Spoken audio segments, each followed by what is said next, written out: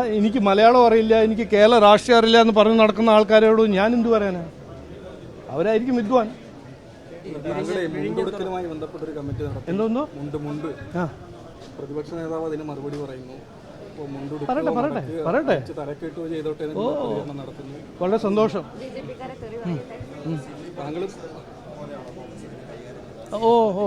പിന്നെ അവരല്ലേ പറയുന്ന ആൾക്കാർ സില്ലി പോളിറ്റിക്സിന്റെ വിദ്വാന്മാരല്ലേ അവര്? ഇതുവരെ ഒന്നും ചെയ്യാത്ത പാർട്ടിയല്ലേ? സാരില്ല.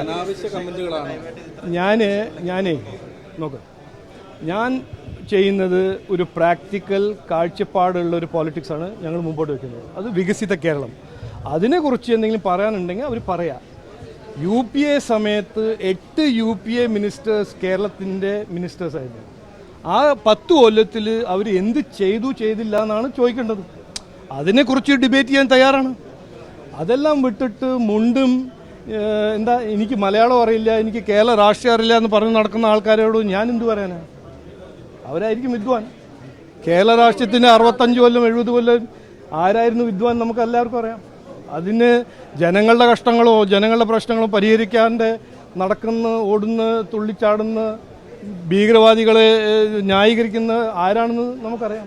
അപ്പോൾ അവർ പറയുന്നത് പറഞ്ഞോട്ടെ, ഞങ്ങൾ പറയുന്നത് ചെയ്യുന്ന പാർട്ടിയാണ്, പ്രവർത്തിക്കാനാണ് വന്നിരിക്കുന്നത്.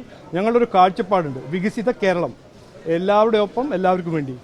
അതിനെക്കുറിച്ച് എന്തെങ്കിലും പറയാനുണ്ടെങ്കിൽ ഞാൻ തയ്യാറാണ് അതിന് ഡിബേറ്റ് ചെയ്യാൻ.